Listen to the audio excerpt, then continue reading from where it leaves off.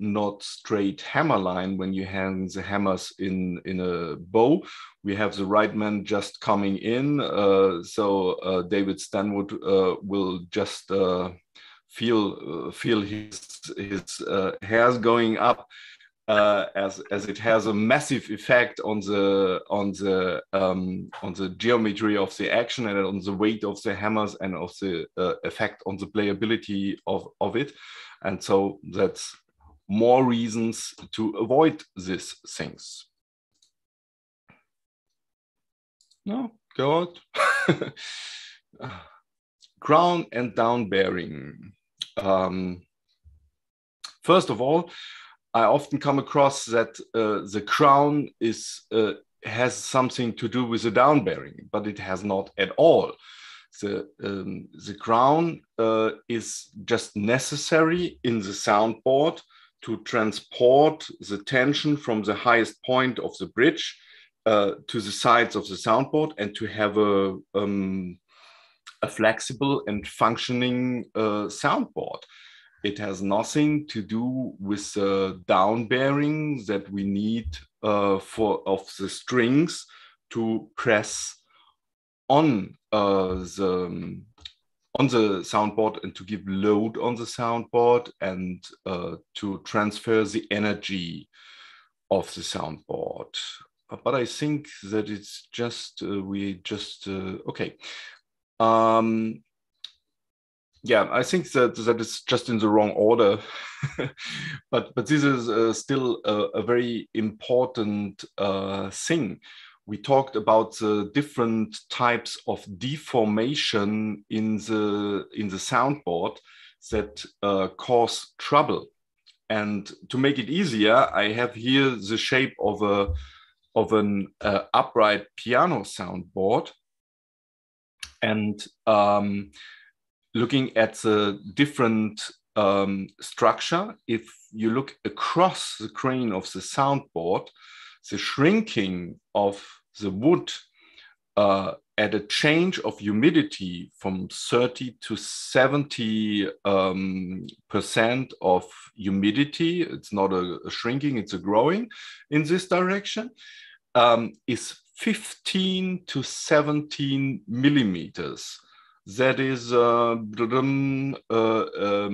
than half an inch. Yeah? And that's a lot. And if we look at the other direction, along the grain and along the bridge, the shrinking and growing at the same time in this direction is only 1 to 1.2 millimeters. And that shows another very, very important component of the crowning of the soundboard. Because if a soundboard is not only crowned across the crane, where it is easily crowned by using ribs and bending ribs, but also along the crane, where it is much more complicated to create a crowning and compression into the soundboard, as the soundboard is also extremely rigid in this direction. But this is a crown that lasts for a century. And the crowning across the crane is gone with the weather. And that is one reason for some instruments remain playable and have a good sound all over the year. And some are only sounding well in summer and completely down in winter when it is dry. And this is a very, very important thing, and maybe a very good reason to install a humidifier or something. Downbearing. Downbearing is quite important and very often done too much. We need a certain down-bearing pressure that is about 1 to 2% of the string tension. So in the middle, it is about 6 to 15 Newton, which is 0.6 to 1.5 kilo, but better for you 1 to 3 pound per string that the string needs to press on the bridge. Why is this needed? If the string is not pressed to the bridge, the travel of the energy from the bridge, from the string into the bridge is not perfect. So we need a certain amount.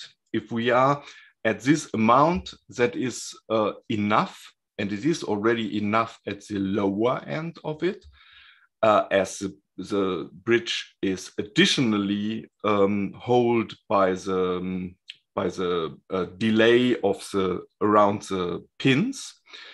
But it needs this pressure on the bridge to transform the energy from the string into the bridge.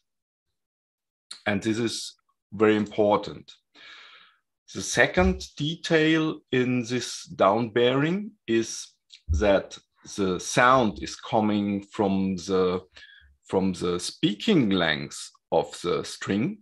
And so it is, if it is made perfectly, you have 2/3 of the load on the front area of the bridge and only 1/3 of the load in the back area, which is to secure the good contact of the string all over the length of the string.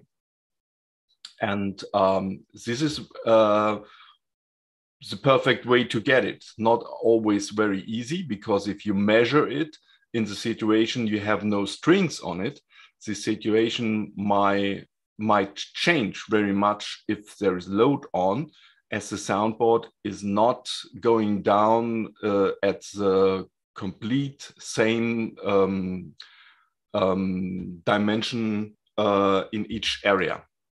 And you never know before. You only know each soundboard is a little individual with this. Yeah, we had this situation with normal down bearing, and you have to make the angle into the bridge to have this stronger load in front and the lower load behind. But if you are traveling to the highest treble, if you are having the bridge lower in the back end than in the front, the pressure in the front is too much, as the angle of the short sounding speaking length is too high, and the long hitch length of the string is not creating any angle anymore. So in the highest treble, normally you have to make the bridge looking a little downwards to the speaking length, not to have too much tension on the front. Calculating the down bearing. If we look at a calculation, you can see that the measurements you need to do that are really, really small.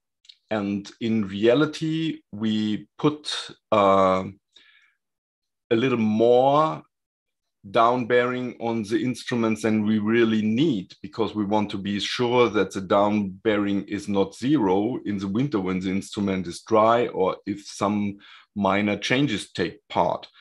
But it is very important not to have too much. So there is also a huge difference if you string a new instrument where the soundboard never has been under load, or if you restring an old piano where 100 years have had been pressure from the strings on the soundboard. And if you measure the down bearing in the instrument before you take off the strings, and you measure it immediately again after taking off the strings, and then again after a week without strings, you will see the amazing difference how the soundboard came up when the load has been taken off the soundboard. And that is the very important thing, that we don't overcharge the soundboard. And in reality, in an old instrument, we normally have to put about 0.5 millimeter of down bearing in the treble bridge, and in the center of the bridge, where in the center of the soundboard there is the highest down bearing you have to have, because the soundboard is moving most in the center of the soundboard. It is not at the tenor end where you need more down bearing than somewhere else. In the tenor, you need nearly 0.5 millimeter or something.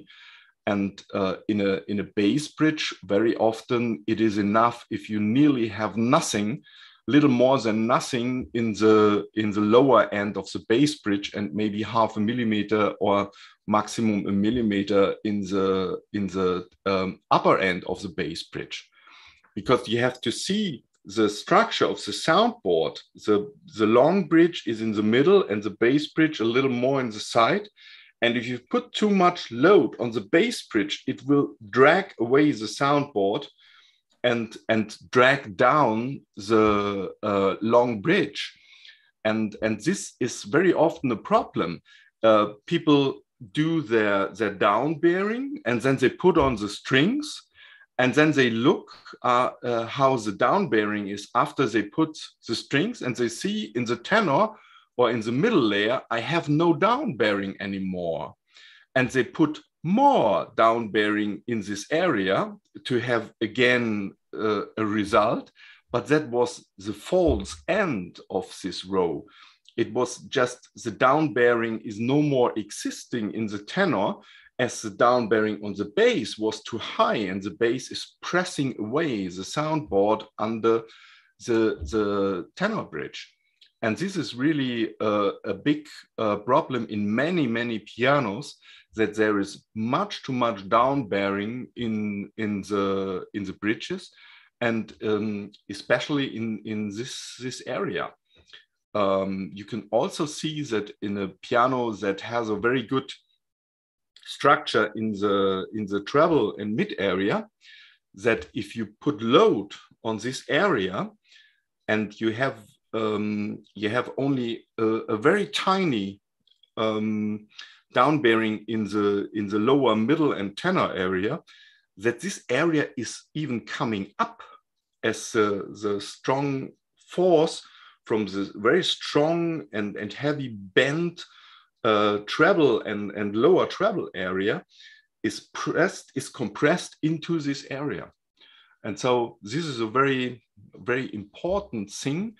But the main thing is, if we make too much down bearing, especially in rebuilding, we suppress the tone and the tonal capacity of the instrument.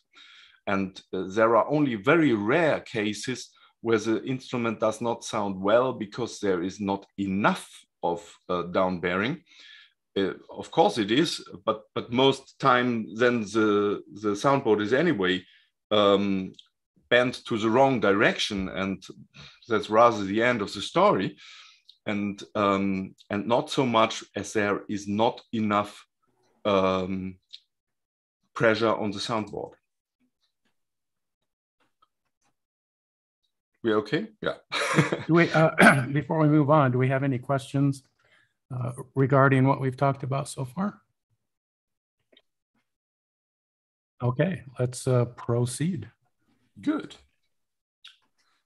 The action placement is also very important.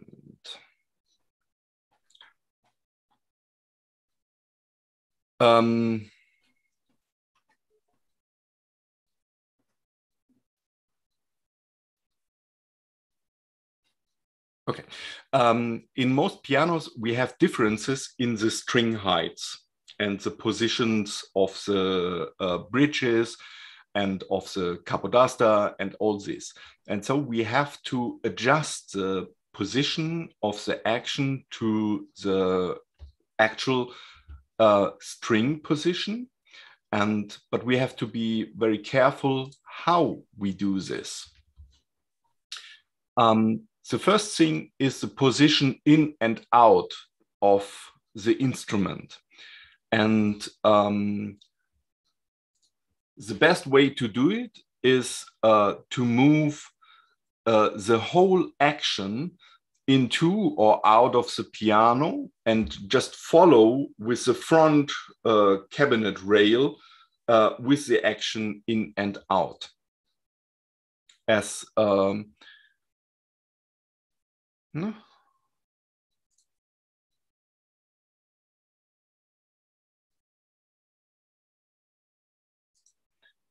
Yeah, we already talked about this. And this is important that we go in and out with the whole action, deeper into the piano or out again, and we don't change anything in relation of the hammer and action contact to the keyboard. And no, we have no change with all this. And if you have looked at this spot, the front rail is going with the action into the cabinet or a little out again. And normally it is of no interest if your front rail is 2 or 5 millimeters into the cabinet.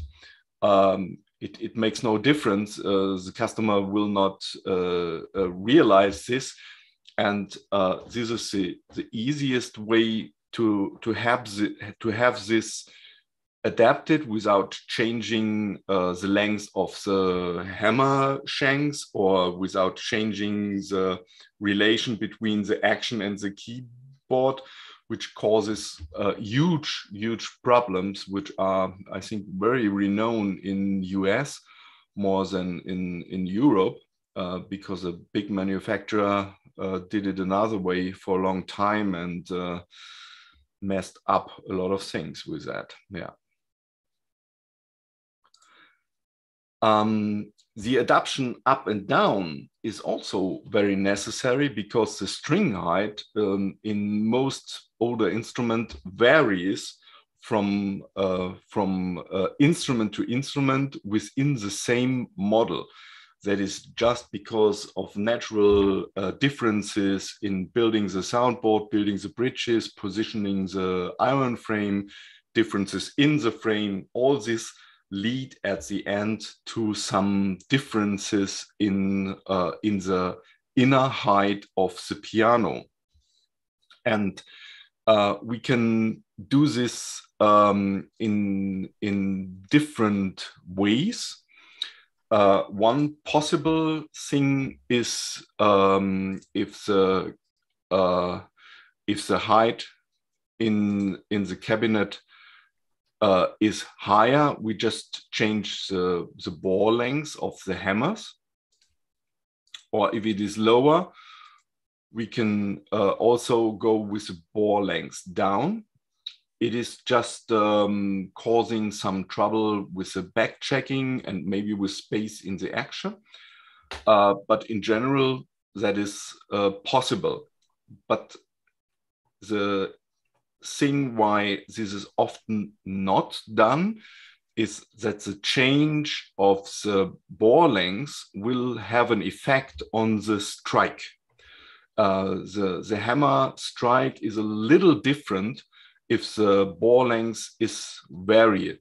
And this makes some manufacturers say that they want to stay with the bore length and rather correct the action on the keyboard up and down. And the correction on the keyboard will, as you correct the capstan height, will only have a small effect on the back length of the, or on the real back length of the keyboard, and a little on the magic line, but the influence is quite small, and so a change within 1-2 millimeters up and down is acceptable and done with a lot of pianos. Other brands like Bechstein, they had each hammer set individually drilled to the instrument. And so it is rather a problem if you order a Bechstein hammer set that is drilled to a certain middle level, that it maybe is not perfectly fitting your piano. And the best way to cure this, especially by today's possibilities we have, is just to correct the inner height of the piano by correcting the height of the cabinet before you attach the how it's called, the platform where the action is positioned. Keyboard. Yeah. The keyboard, yeah. Before you place and install the keyboard, you can correct the height of the cabinet, so the inner height is always exactly the same. Today, that is no more a big problem. In former times, for old piano makers, this has rather been a bigger problem. So they decided to do other things. Yeah, so far to the action position, and that is what is very often for the rebuilders a big trouble to get the incorrect positioning of the action managed afterwards, as the action is not playing very good, and the relations in the action are destroyed by incorrect assembling the action. And as Michael said before, the idea that everything is made perfect by the manufacturer is more wishful thinking than real reality. Yeah. What is done in many pianos, and what has a reason, is the enhancement by tension. We had already seen a lot of things where to make a piano soundboard, where we are talking about the importance of the tension in the system.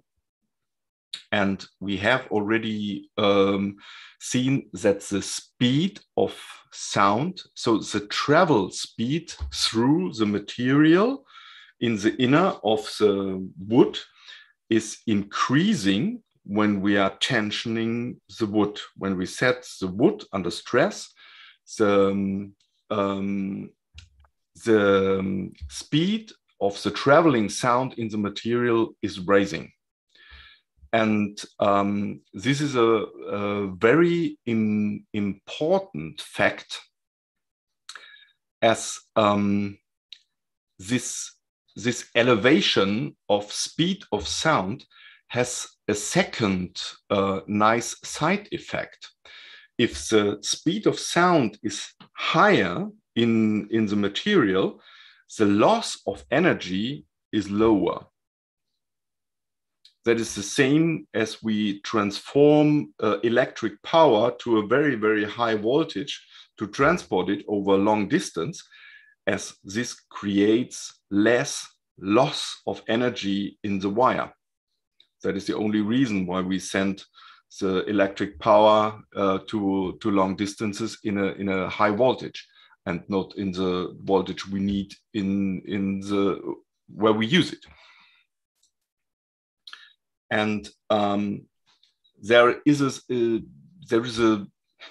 certain way how we can put the highest stress and tension into the piano. We have the keyboard, the belly, the soundboard, the bridge, and our back post. And we have our iron frame above this. And then we have a string going over the bridge, but the string position is lower than the center of the frame struts. The string is pressing on the soundboard and pressing out the belly, and the back post also set under tension from maybe bridge connectors to the iron frame or things, pressing to the front. And the iron frame is bending. In the start, we talked about the change of structure of the iron frame. And I said it is more vivid, and you can there's more flex in than we imagine. And really, the iron frame is bending through the tension of the strings. And as the struts are bending upwards, this nose bolt is bending forwards in direction of the belly. And if we place a shoe, a big massive shoe and a bolt here, and we connect it, we can direct those tension from one side to the other and avoid that the parts are bending too much. We catch the bending of this and the pushing of that, and we counterbalance it by connecting it. And this is also a possibility, what we talked before, if the belly is deforming due to the pressure of the soundboard, that is really a big problem, as if the belly only bends away for some tenths of some millimeters, it is really a bad effect on the sound of the soundboard, which result from the deformation of the soundboard. And this is also a way to drag back the belly and to avoid that the belly, which is under stress from the pressing soundboard, is bending forward.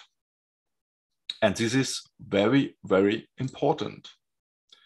And here's this unknown piano, which uses this structure and has all the large beams connected here in the iron shoe and connected to the string with this bolt on the nose. And maybe you have destrung a piano like this, and you find the wedge which is between the between the nose bolt and the collector. And you find if you took away the strings, the wedge is just dropping out. And if you place it again into the space where it belongs and you start to restring the piano, and you just have an area of 20 strings or 20 notes of strings on it, you can no more remove this wedge. As you can see how strong the pressure on this wedge is already. And that shows how strong this pressure is. At Seiler, we used a similar system, but we did not use a wedge, we used a screw. And this big screw bolt had numbers in the head of the screw bolt. And once we had to take the plate off again from an instrument that was strung, and we had to take down the strings again and took off the plate, and this screw lost the numbers. There were numbers stamped into the head, and you could see the shades of these numbers, but they were absolutely flat. You can see how much this power is in this system. Yeah. We had a question here when you have a minute. Yeah. And this is going to restoring action stacks and Steinways. Mark Campbell says that's what he does, restore some action stacks and Steinways. he sets the spread distance to a consistent value, such as 112.5 millimeters. Is this the best practice to get a consistent internal geometry, or would you be looking at this differently? I would say that the spread distance, if I see it from the right point he has meant it, is the point between the center of the weapon and the center of the hammer. And this is, at my point of view, rather the dimension which is based on the knuckle distance from the center. It is, if you have a 70 millimeter distance from the center to the knuckle, the spread is a little different than if you have a 50 or 60 millimeter distance of the roll from the center. And this spread is very important for the inner geometry of the action. But the main thing I was talking about is if the whole action stack is replaced on the keyboard, and so the rear lever of the keyboard is mistreated, and so you have a different length in where the capstan attaches under the action, and the geometry of the action is ruined by the wrong place the capstan contacts the action. It was not my things were not looking at the inner geometry of the action itself. But of course, this is correct. It has to be taken to a very consistent thing. But I think it depends on the age of the piano and of the position of the weapons in the action, which might be different. Yeah, and he confirmed that you're talking about the same definition of spread. Okay. So thank you for that. Yeah. If we have this picture of the piano, I want to maybe talk about some rumors about some elements in this piano. The first and big thing is this. I don't know how it's called in English. In German, it's called the Glocke. Bell. Yeah. Yeah. Bell. Yeah. Same word. The bell. Okay. Yeah. The reason why they put this Glocke here is mainly if you put a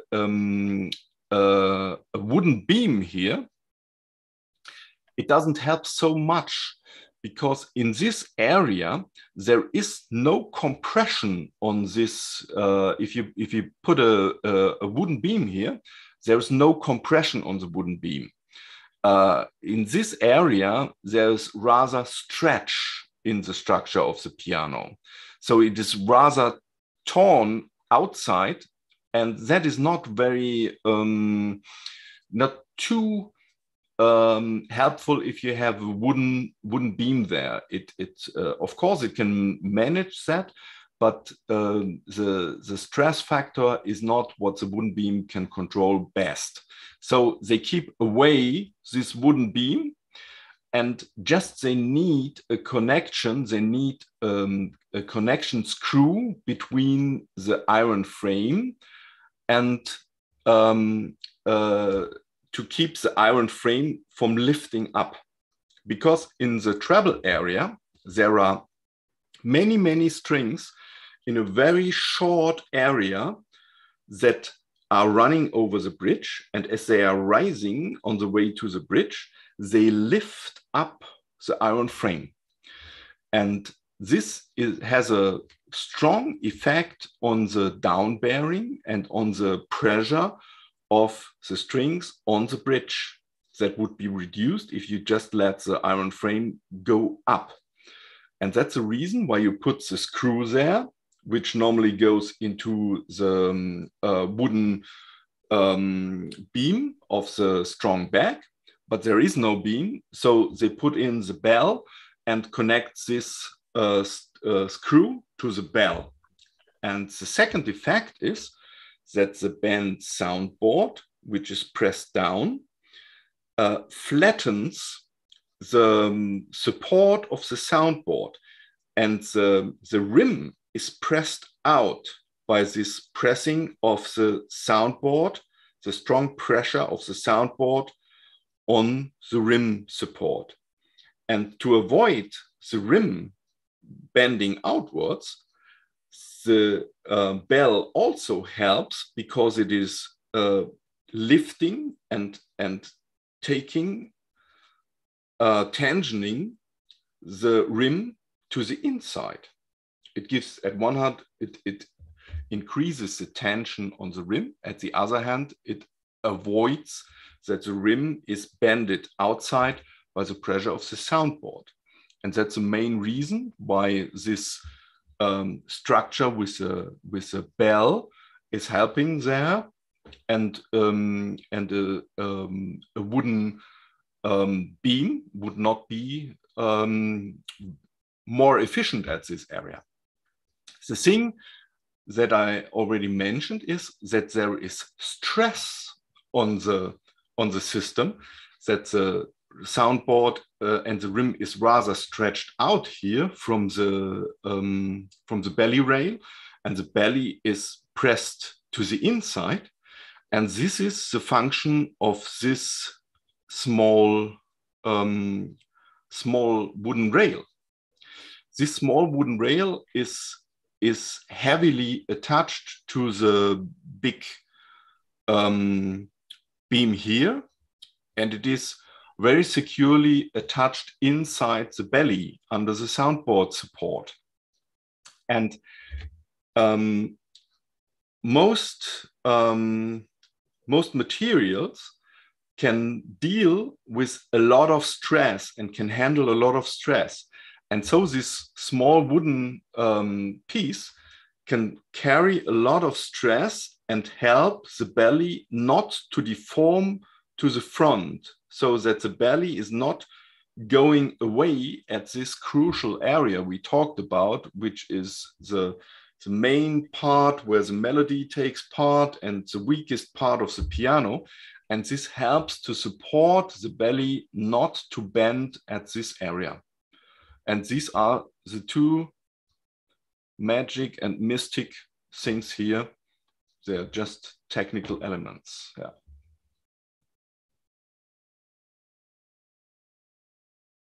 Okay, no questions, good.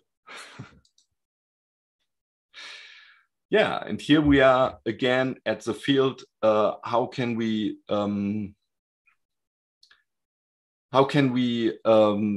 enhance, put enhancements by repair into the instruments? And one important thing is that front or rear duplex scales.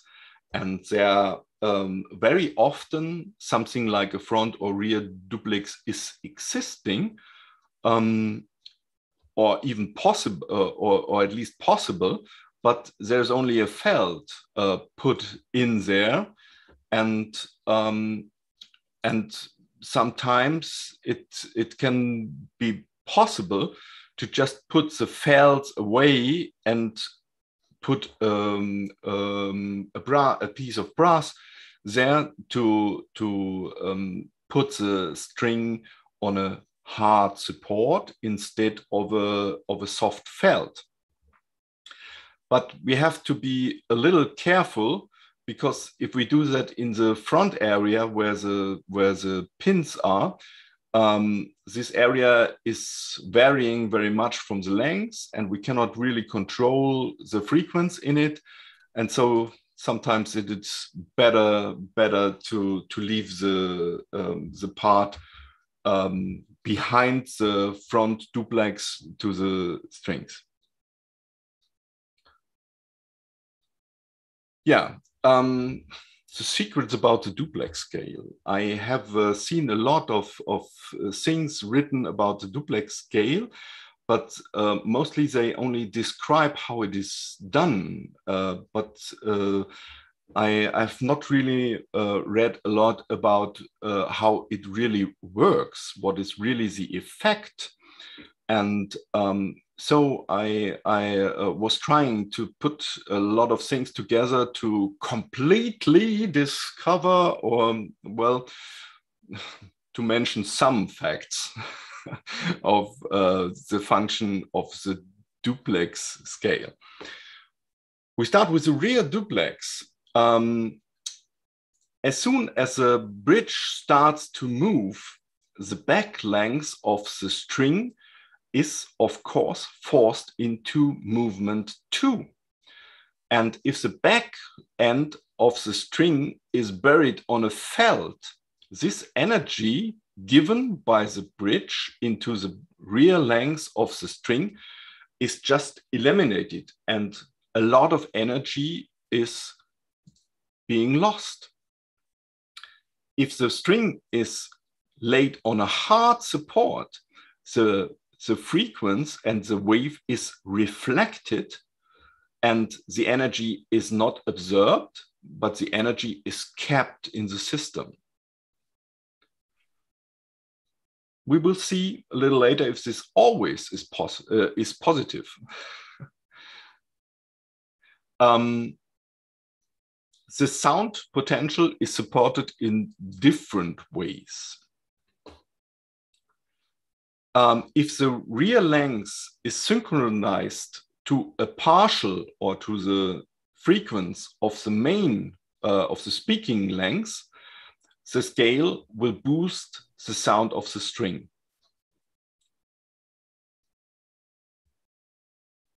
The intensification of the sound is only for a very small part based on the sound which is directly emitted by the rear duplex. The rear duplex is more important for keeping the energy in the system, and they spread out high partials, which are very important for the perceptibility and the recognition from the recognition of the sound from maybe in a large orchestra. The recognition of sound, we probably all know about the importance of the 4 kilohertz band, the frequency around 4,000 hertz. This frequency area is crucial for the identification of a sound.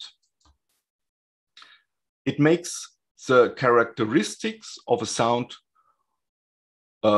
recognizable. Difficult word. Hey, you have to have a little empathy for me now. I have. Pronouncing the German words. I have. In spoken language, it carries the S and F sounds, so we can see the difference between, or hear the difference.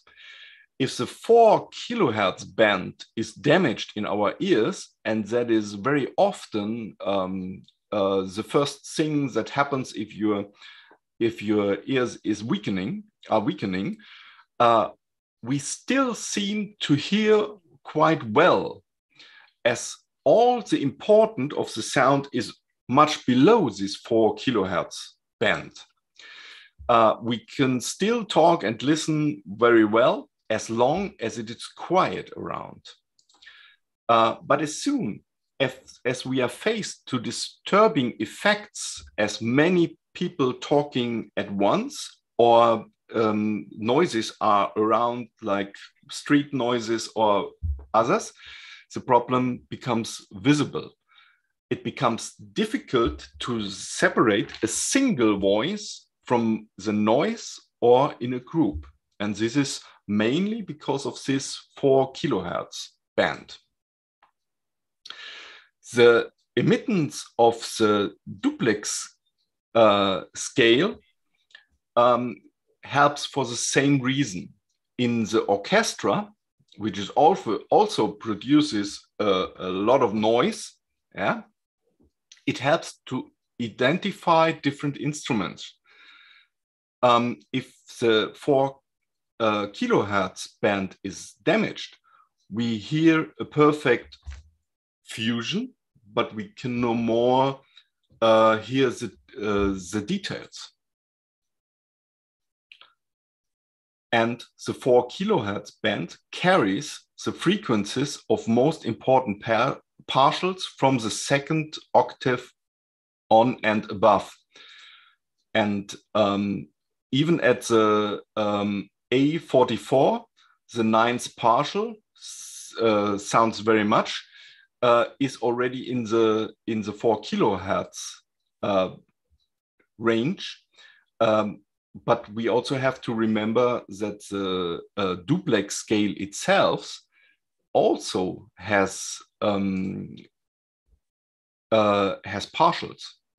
So the duplex is mainly important for this support of this 4 kilohertz band that helps us to identify the sound. Tuning the rear duplex.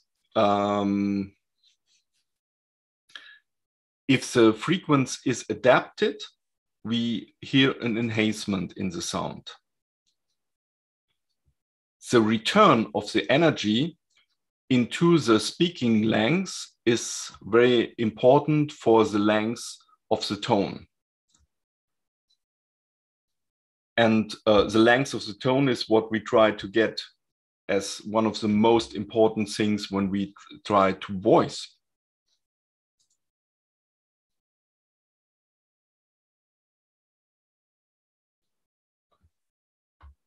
Leo, if I may jump in here real quickly, I'd like to share a quick anecdotal story about duplex scaling. Here in the US, there's lots of philosophies, some controversies about duplex scales versus non-duplex scales. For a brief period of time, I worked with Rick Baldison up in Salt Lake City, and Rick was a Mason and Hamlin dealer. And Rick had asked me to voice a Mason and Hamlin Grand for a client that was coming in. The piano sounded a little bit dull, and it lacked duration, especially in the treble.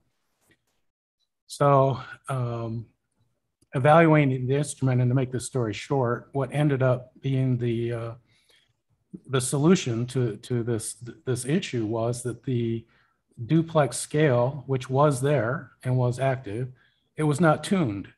So I spent an hour or so and tuned the duplex and retuned the piano.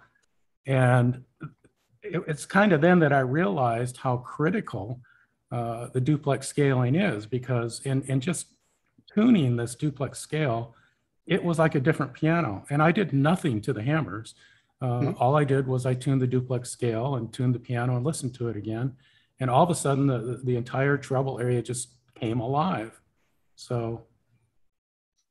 Yeah, absolutely. And a thing that is very often also done is that we tune the duplex rather sharp than just really fitting. We tune it quite sharp, and there are two reasons to do that.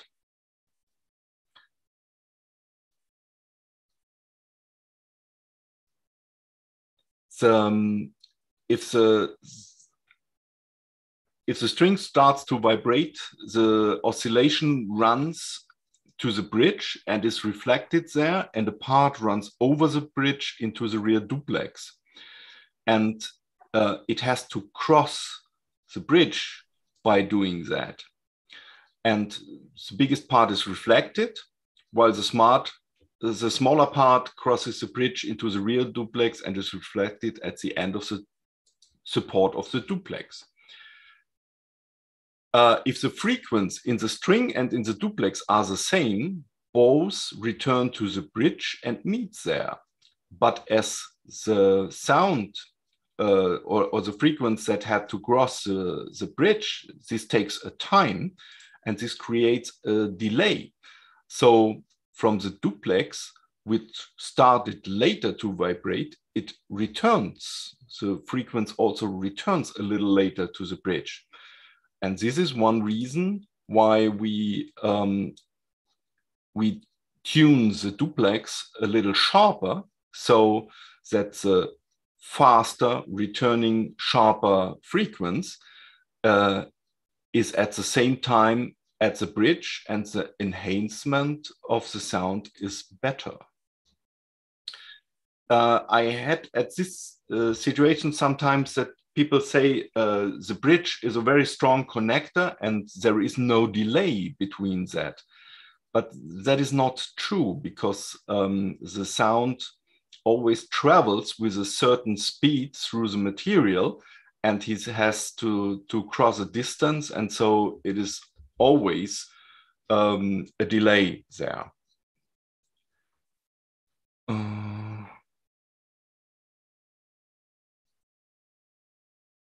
Yeah, if you look at this very correctly, you may see that if we tune the duplex sharp and the tone is going on, this will affect a phase shift in the ongoing. There will be a phase shift. And so you will create a wrong beat or a wrong phase into the string. And that's absolutely correct. And this effect has, for a part, a negative effect on that, and which will, in the main term of it, it will make the tuning of the piano a little more difficult, because the noises and the effects on the duplex have not the effect that the tone is always growing more calm and quiet. It has more side effects, but yeah, we have to go there. That is a point where I like to stress out that we are the servants of the piano and of the sound and of the pianists and of the audience, and not the piano is not made to please us. It is made to give the best tone and to please the pianist and the audience. And yeah, we have to deal with it. It's just the way it is. And we have to take care to take out the best we can get. And if we learn to deal with the noises of the duplex scala, I think after a time you learn to take advantage of it. You will hear differences in the tone, and you will easier be able to decide if you have to stretch a little more or less, if you're oral tuning, and to bring the piano to a very good level. And yeah, but it's really not easier to tune a piano with that. A very, very important thing in the piano is to understand what is the damping factor. We know that damping takes part, but if we look at the physical details of this, it is very important to know that the damping factor within a material is always a partial absorbing of energy of the single wave. The damping factor, or the percentage loss, is going on every single vibration is diminished. So every turn through a wave is going to be a little smaller than the one before. And in physics, the damping factor is defined as this diminution of each single wave in the piano. And this means that a higher tone suffers from a doubled amount of damping just because its frequency is higher.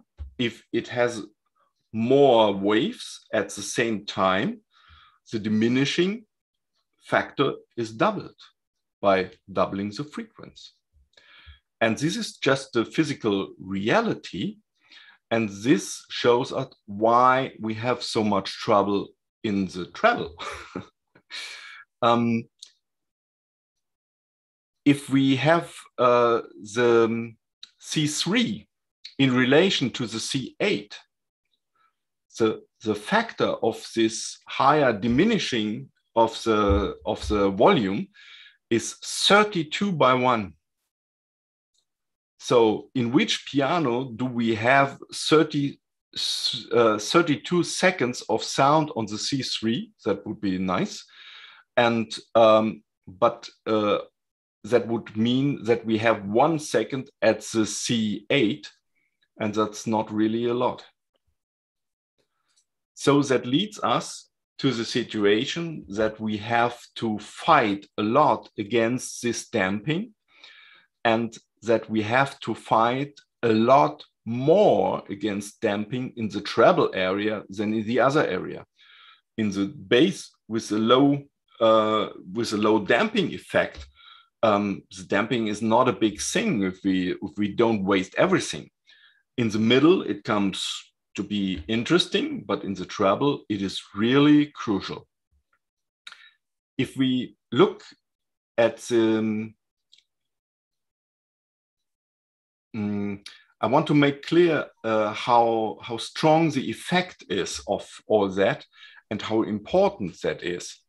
And so I wanted to make this small calculation. If A4 lasts for 20 seconds, it makes 20 times 440 hertz, which means it makes in this 20 seconds 8,800 vibrations.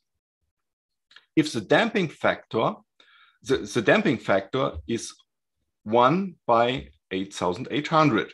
So if the hitch pin moves for a thousandth of a millimeter, because it has a flex or something, we increase the damping factor by this about 2%. And 2% of this damping factor, so the damping is this, and we result in a tone length of 19.6 seconds. So we lost 0.4 seconds with only a thousandth of flex in the hitch pin. This calculation is not correct, and there are many other facts, and but it pictures how serious we have to take this. And if we take at the C7, the damping factor is 8 times as strong. And so it would create a loss of 3.2 seconds of sound. And this makes clear how important it is to have the view at the smallest amounts of energy we waste, especially in the treble.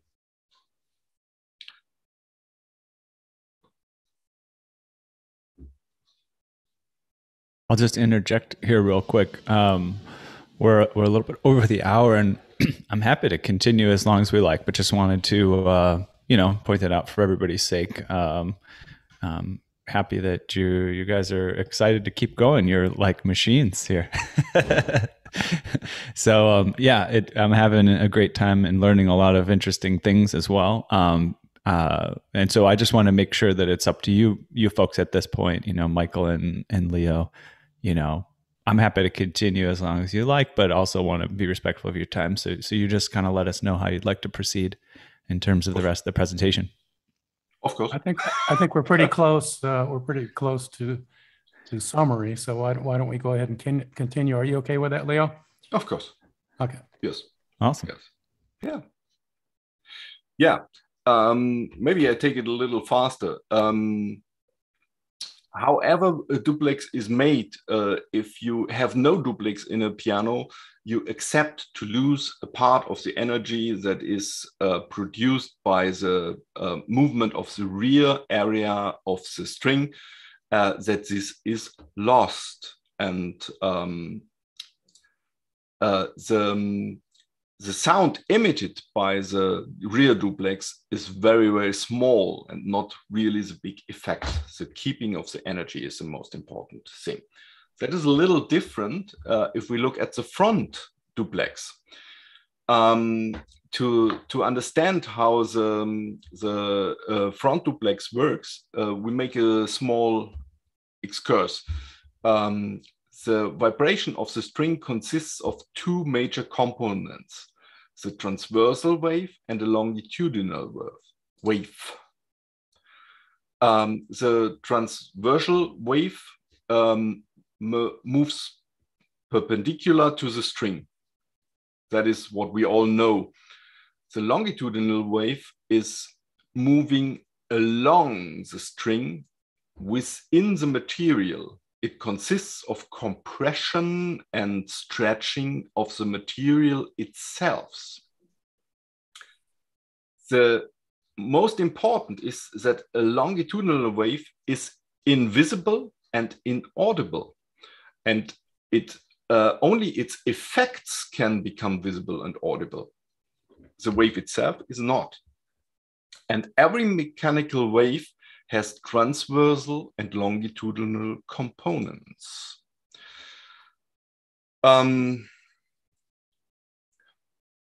Yeah, transversal is very common. We feel it, we hear it, we know it.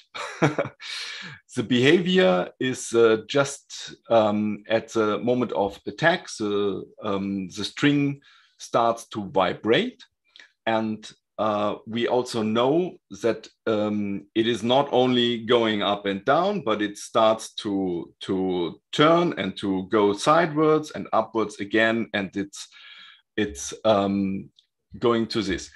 You could think that this comes from the inconsistency of the material, but this is not true. This only gives a very small part of it.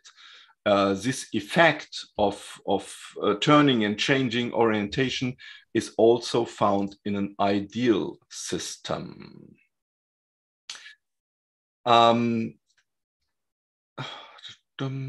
Sound.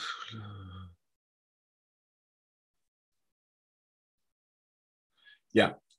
So if these effects take part, that the string is changing the orientation, you could imagine that if you have three strings and they are moving chaotic, then you will have eliminations in sound and very weird and strange effects.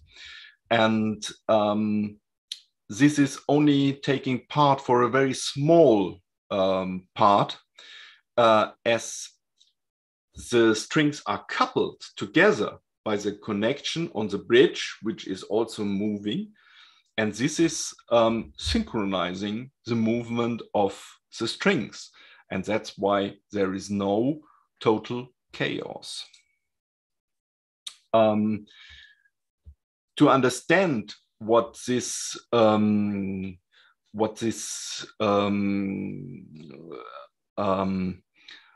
synchronization of the coupled pendulum means, is it clear to all? Is that what a coupled pendulum is? Yes. Mm-hmm. Okay, so we skip that. The longitudinal wave demands a lot of imagination to us. The problem is we can see them, we normally cannot feel them, and they are inaudible. And inaudible, yeah.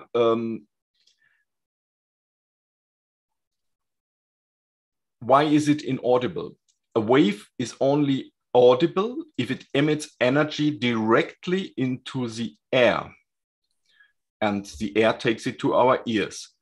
A transversal wave does this even if the amount of energy transferred directly into the air and not through the soundboard is very small, but we even can hear a string that is only vibrating without any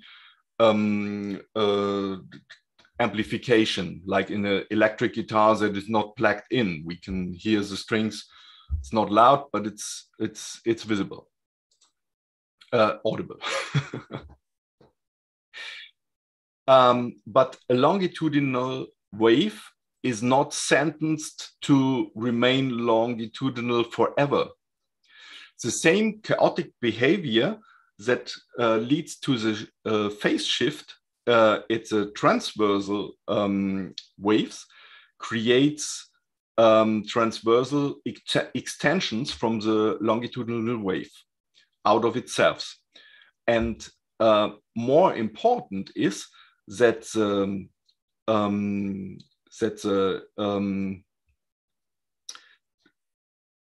that it can transform into a transversal wave. So, because the thing is, if this longitudinal wave tears and drags and at the bridge, it takes the bridge into movement, and this movement is transversal, and this is audible. It makes the soundboard vibrate and give sound. And so the energy from the longitudinal inaudible wave is transferred into the soundboard and creates an audible sound. This is a very important. And why this is so important is that the longitudinal wave, which is in the string with all its compression and stretch, transport a huge amount of energy. And this is hidden to us. We don't see it. And most of the models of sound and things is not using this. It's only working with the transversal waves because it is just enough to explain it. And there are only few phenomena which can only be explained by the longitudinal wave. And one of it is the function of the front duplex. The interesting thing is that we have an angle here at the front duplex. And this needs to be more than 40 degrees. Before it has 40 degrees, we will not see an effect like this. And if the energy, the longitudinal energy, is running through the string to the capodaster and runs over the V-bar,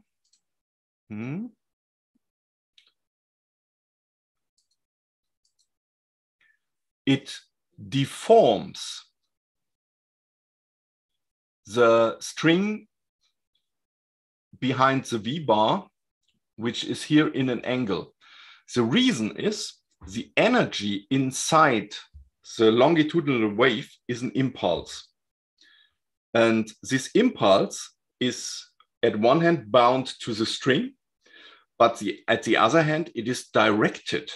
It is running in this direction. And when it crosses the V-bar, the direction is changed. And so there is a force necessary to change the direction of this impulse.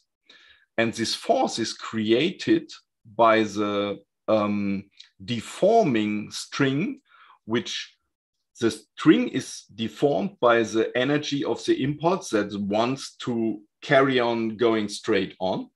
And then the string pushes this impulse to a new direction, but at the same time, the string is taking to a transversal movement. So the longitudinal impulse coming from the main string, from the speaking length, is turning into a transversal movement of the front duplex by crossing the V bar. And this has a lot of impulse and a lot of force. And the noise coming from the front duplex is immense and is very much taking loud high partials that are very, very audible and take a lot of sound in addition to the speaking length. And here the front duplex is different than the rear duplex. It really creates tones.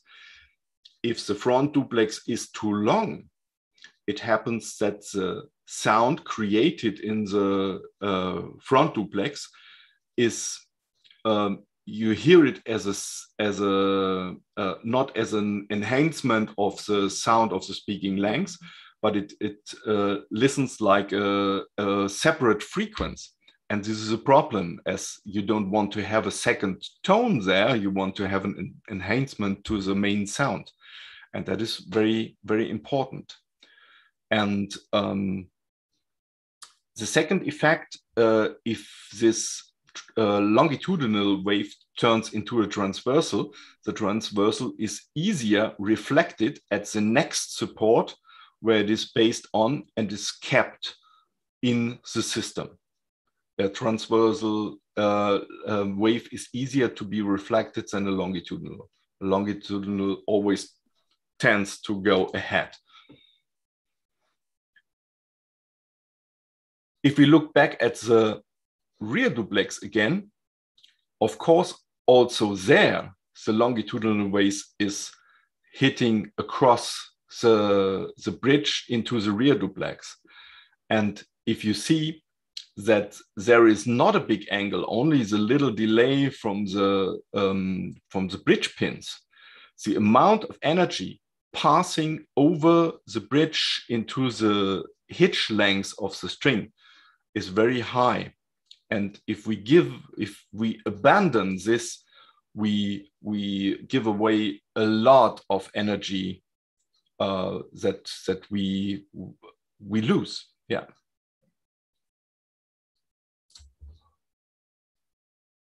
Noises from the front duplex. The most of the noises occur if the angle is too flat. And 14 degree is not the angle that we should have. 14 degree, as I mentioned, is the minimum angle we need to take this into function. If we, I think the ideal angle is probably about 18 degree, because between 14 and 16 degree, the front duplex produces a lot of noise. And at 80 degree, it is normally not noisy.